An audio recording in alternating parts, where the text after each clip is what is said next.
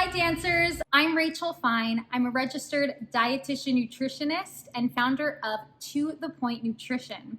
I also created the website dancenutrition.com, and why am I here right now? Well, I couldn't be more excited to be joining Capizio to give you my best tips for maximizing your food choices as a way to optimize your performance. Aside from being the dance nutritionist, I'm also a dancer, so I get it.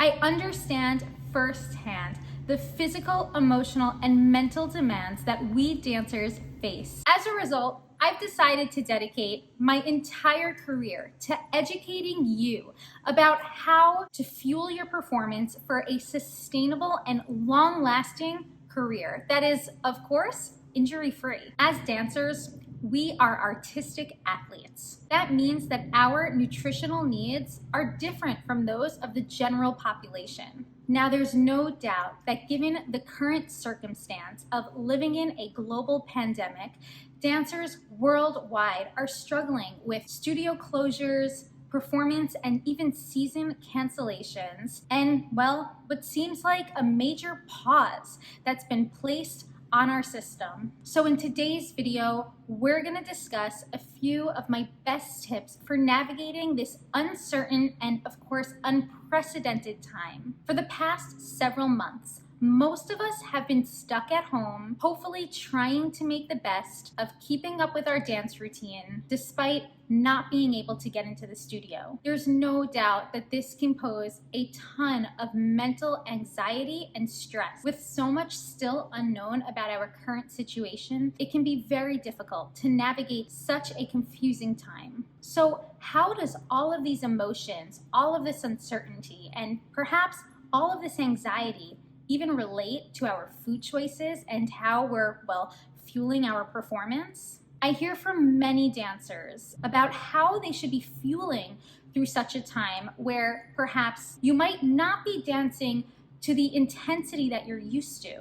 Depending on where you live, you may or may not have already gotten back to the studio. The bottom line for most of us, however, is it's out of our control. And this can be scary, especially if you're a dancer like myself that is kind of a little type A and likes to be in control over their life. So this can be super difficult when we have a situation that is just completely out of our hands and with the future so unknown. And what tends to happen? We tend to rely on coping mechanisms in order to find some bit of comfort in what feels like so much uncertainty. For some dancers, this means controlling other aspects of their life. And what first comes to mind? Food and body weight. If you feel like you have turned to controlling food and or your body weight during these uncertain times, I want you to know that I understand. In the past, I too have struggled with wanting to control something like my food choices as a way to cope with what might be out of our control. So, for example, forgetting the current situation, forgetting the global pandemic, think about a time perhaps when a dancer might choose to turn to their food choices as a way to control something that might be out of their hands.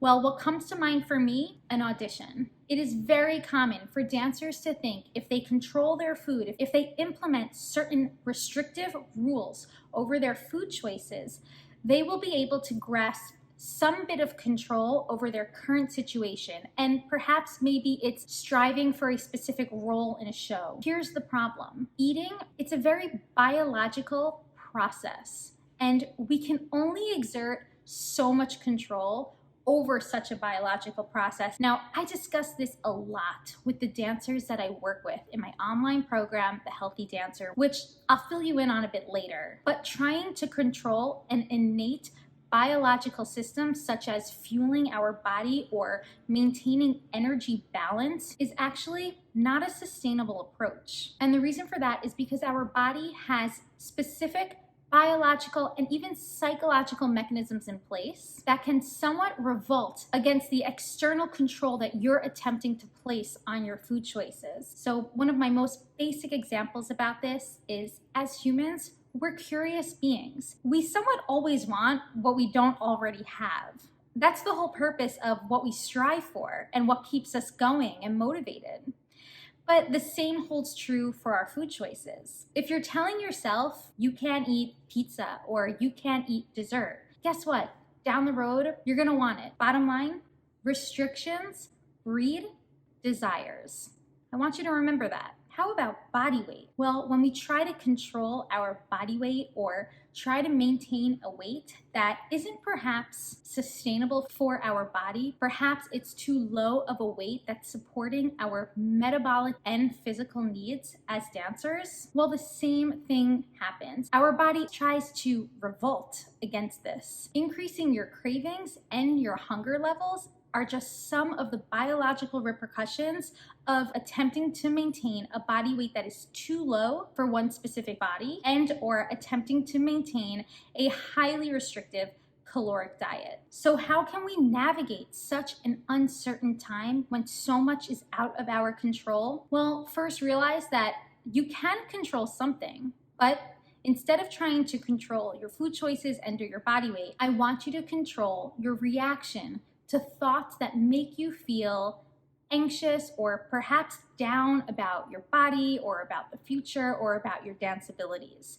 Control your reaction to these negative thoughts. When a negative thought enters your head, for example, if you're looking in the mirror and you feel that your legs just don't look as toned as maybe they did while you were dancing at the studio full-time prior to the pandemic, change that thought. Instead of thinking, well, let me restrict my food intake, let me try to diet or to restrict the amount of calories I'm eating, realize that those methods of control are not sustainable. Like I said before, restrictions, whether it's on your daily caloric intake or perhaps on certain food choices, restrictions breed desires. It breeds hunger, it breeds cravings. So we really want to try and avoid a restrictive mindset around food and instead show yourself compassion. If your worst issue right now is that you can't get into the studio as much as you would like, consider yourself lucky. We're dealing with a global pandemic and it's quite scary. As long as you have your health,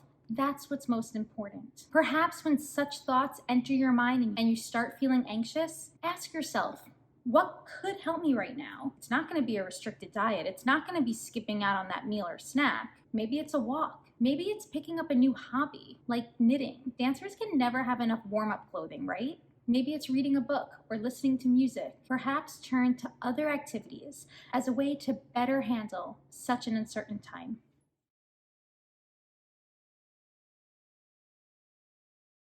I've received a couple questions that I wanted to cover about how to handle being home more and being less active. As dancers, we're used to pretty busy schedules.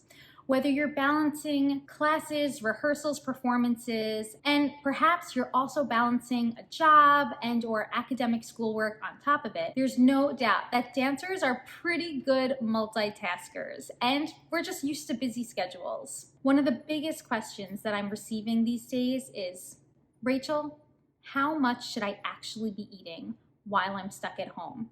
I'm also not exercising as much. So this is a great question, and this is why it can be so easy for dancers to turn to very regimented and even calorically restrictive diets during the current time. But instead, I want you to utilize this time attempting something new, and that's called intuitive eating. Intuitive eating is a non-diet approach to food. It teaches us how to build a sustainable relationship with not only food, but also with our body. This approach encompasses 10 principles that center around tuning in and learning more about your personal hunger levels, fullness levels, and even satisfaction at meals. When I get the question, Rachel, how much should I be eating? Well, I'm asking you the same question. When you're sitting down at a meal, start tuning in to how you feel physically. When I work with dancers one-on-one, we review something called the hunger fullness scale. It's a scale from 1 to 10, with 1 being famished to 10 being uncomfortably full. We work through using this scale during meal times as a way to assess your body's personal fullness cues. That's how much you should know to eat. Now beware, if you are currently recovering from a diagnosed eating disorder, or you have followed an extremely restrictive diet in the recent past, such as a calorically restrictive diet, you might actually not be ready to dive into listening to your hunger and fullness cues. And that's because we can lose touch with our hunger and fullness cues when coming from a place of extremely controlled eating, such as on a restrictive diet. I discuss more about reclaiming your hunger and fullness cues in a blog post that we're going to link below. One thing that can help, however, is relying on a flexible meal plan that incorporates, for example, 3 meals and 2 snacks throughout your day. Even if you are not dancing as much as you normally do, sticking to a flexible meal plan that, let's just say, includes breakfast, mid-morning snack, lunch, afternoon snack, and dinner, this plan can help you get back in touch with your intuitive feelings of hunger and fullness. So over time, you can better listen to your body and what it needs to fuel. This is the work of building trust with your body. It takes time. It doesn't happen overnight. And I truly encourage you to check out the articles we're linking below to learn more about this process. Creating such a flexible meal plan can help you if you ever feel like you just want to, for example, eat all day long while being stuck at home. If you feel that you are going back and forth into the kitchen every hour on the hour, well, attempt this flexible meal plan that I spoke about. Also, you'll want to assess if what you're eating is satisfying you. When we feel satisfied with our meals and snacks, we're less likely to overdo it mindlessly in the long run. In order to feel satisfied after eating, we have to focus on balance. Balance means we're incorporating 3 macronutrients in each of our meals and snacks. The 3 macronutrients being a source of carbohydrate, a source of protein, and a source of fat. All 3 macronutrients from our food play a role in our fullness levels and our satisfaction levels. So for example, instead of just snacking on some fruit, pair your fruit with a nut butter or seed butter in order to create a more balanced and satisfying situation. Another example, if you're centering your dinner around a protein veggie mix, let's say for example, you're having grilled chicken with maybe some zoodles or zucchini noodles, realize that this is an unbalanced meal. We need to incorporate a source of complex carbohydrates and a source of fat in order to make this more balanced. So my suggestion, add some regular spaghetti in there, mix it with the zoodles, and of course, construct a sauce. My personal favorite, a little bit of garlic, extra virgin olive oil. This is going to help create a more balanced and satisfying situation. It can be easy for dancers to fear certain macronutrients, like, for example, carbohydrates and fat. But realize carbohydrates and fat are energy sources for your body, among other responsibilities. Fat is also required for the transport and absorption of many vitamins and minerals, and therefore we should be incorporating sources of both carbs and fat throughout our day, every day, even if you are not dancing as much as you normally do. Every opportunity that you have to eat a meal and or a snack, like for example with that flexible meal plan we spoke about earlier, ask yourself 3 questions. Where is my source of carbohydrate? Where is my source of fat? And where is my source of protein?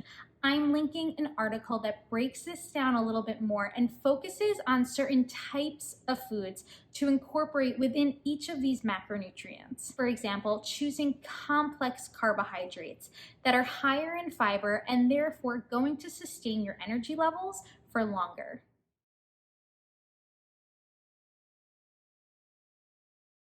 Emotional eating is another question that dancers are asking me during this time. Remember, there's a lot of uncertainty. We're anxious, we're nervous. Some of us don't yet know when we'll be back in the studio, let alone performing. And therefore, emotions are running high. Specifically, emotions like nerves, anxiety, depression, sadness, and even disappointment. These are just some emotions that can leave you feeling pretty down and out. And sometimes when we feel anxious or stressed, it can be easy to want to turn to food for comfort. Have you ever opened a bag of chips or a pint of ice cream when you were just not feeling too good? Well, don't feel bad about this. It's a very common response to feeling stressed or anxious, for example. But we have to realize something. Food is not going to solve the issue, right? Eating mindlessly in front of your computer or while you're scrolling along your phone is not going to solve the reason why you're feeling stressed and anxious. And what's most difficult about our current situation is that a solution might not yet be in plain sight. Again, a lot is unknown about this global pandemic. Whereas in the past, perhaps you felt stressed or anxious about an upcoming exam, and maybe you felt you were emotionally eating, the current situation is a little bit different. We can't necessarily pinpoint or, for example, study more or practice more in order to succeed in that exam. It's a very different situation, and thus we have to turn to other coping mechanisms that can at least help us bridge our time during this uncertainty. So as I mentioned earlier, choosing additional hobbies like knitting and reading, listening to music, maybe it's writing in a journal, maybe it's cooking or baking. Find activities that use your hands. Another favorite of mine, believe it or not, is beading, like beading necklaces or bracelets. These activities will help you better utilize your time and therefore help you until that negative emotion passes. Turning to a mental health therapist can also be very helpful and is highly encouraged if you feel that these negative emotions are not passing.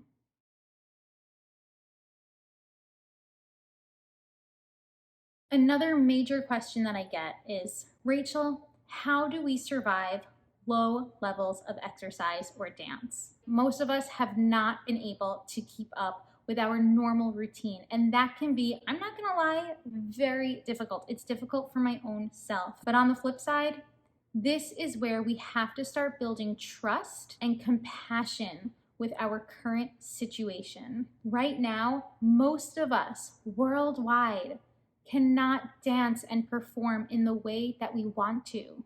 You are not alone. We've all been dealt the same deck of cards. Now, don't get me wrong, some dancers might have more space to take virtual classes, they might already be back in studios. So there's no doubt that even though we have all been dealt the same deck of cards, not every dancer is, of course, in the same situation. And I want you to know that I understand that and I'm aware of that. But I want you to build trust with yourself and your personal situation.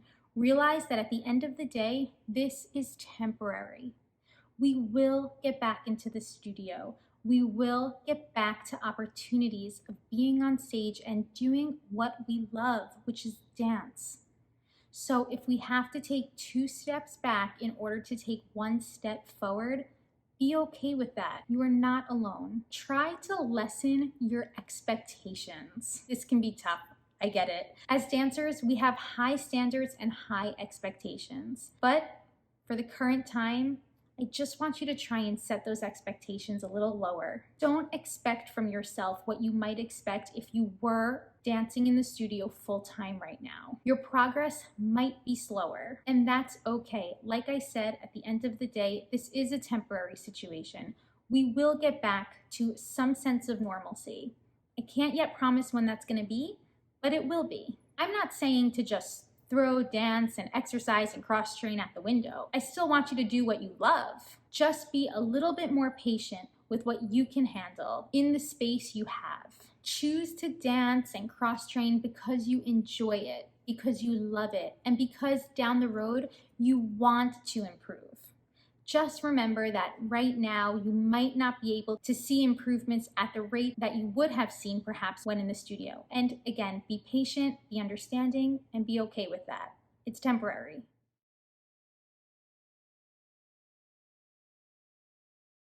Now, one of the biggest questions that I am getting during this time, Rachel, what happens if I gain weight? There is no doubt that our culture breeds a major fear around weight gain. And I have a lot to say about this topic. In fact, I'll link an article below so you can read more. But the bottom line is that we are dealing with an unprecedented time right now. And thus, if weight gain is your only problem, I consider you lucky.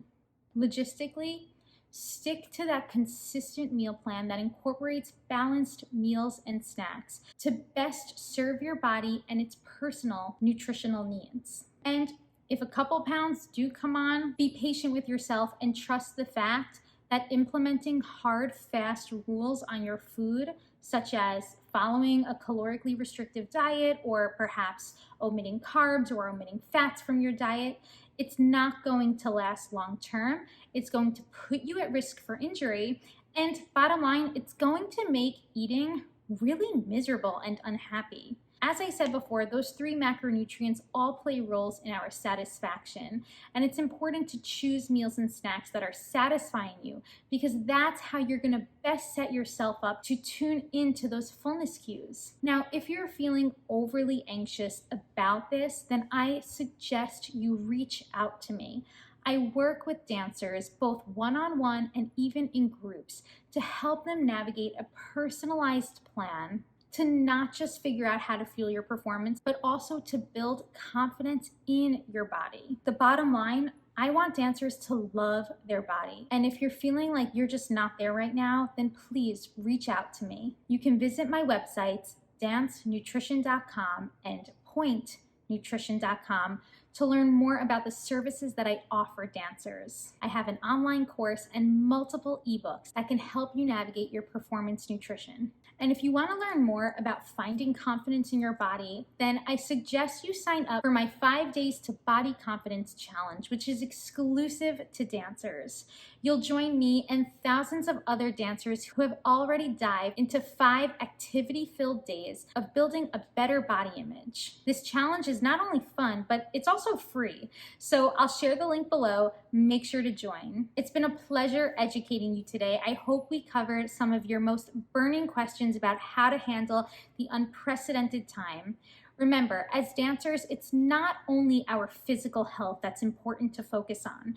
Our mental and emotional well-being also plays a major role in our sustainability as dancers. And therefore, learning how to navigate the true test of time, like for example, a global pandemic, is going to make you stronger mentally and emotionally. So keep up the great work. I'll see you back here for some more episodes and topics.